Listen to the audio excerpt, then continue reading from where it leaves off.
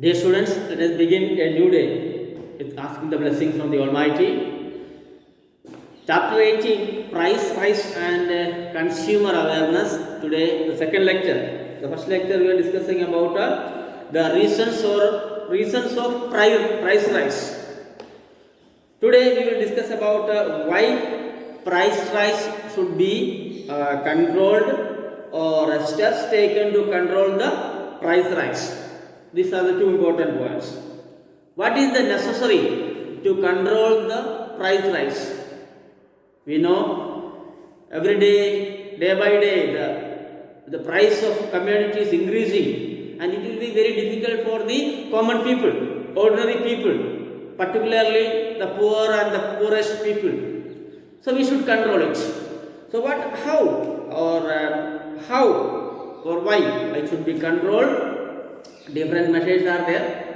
Then, what are the steps taken to control the price rise? Different steps are taken. The one is monetary measures, then fiscal measures, and control on capital investment, price regulation and rationing, that is public distribution system, then administrative price mechanism. So these all are the different steps to take and control the price. So that is taken by the government of India. It is the duty of the government to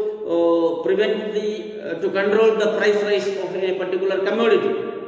So the government has to take certain steps to control this price rise, to increase in the production, so that available in the market itself, the availability of the product, then automatically the price will be falling down.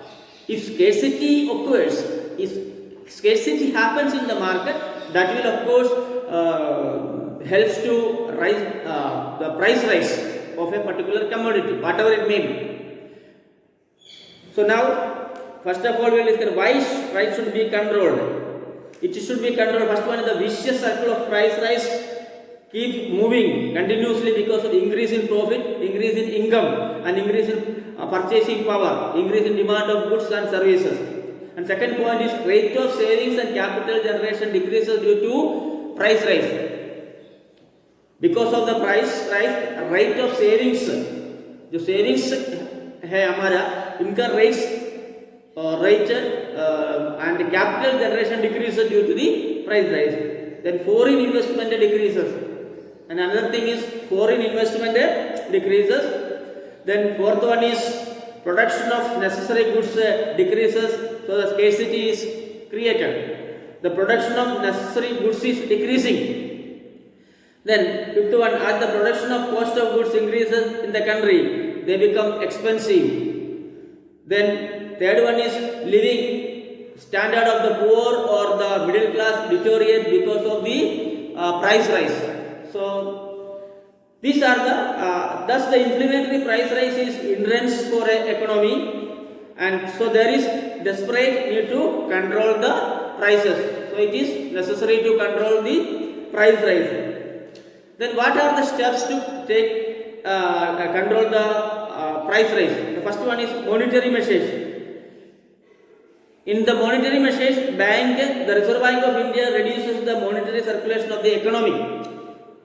Reserve Bank is reducing the circulation of the economy. As a result, a list imposed on the spending tendency of people, thereby reducing the demand of goods. And second one is fiscal measures. The fiscal policy means the government strategy with respect to the public expenditure and rising revenue, taxation and public loan policy. And third one is control on capital investment.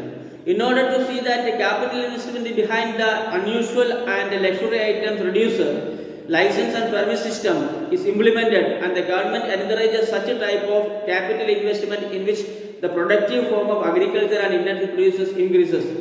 Betting oriented capital investment reduces, the production of essential good increases. So then fourth one is price regulation and rationing, public distribution system. This is the most important one. Ration shops. This steps is control the price rise public distribution system which has been implemented in India since 1977.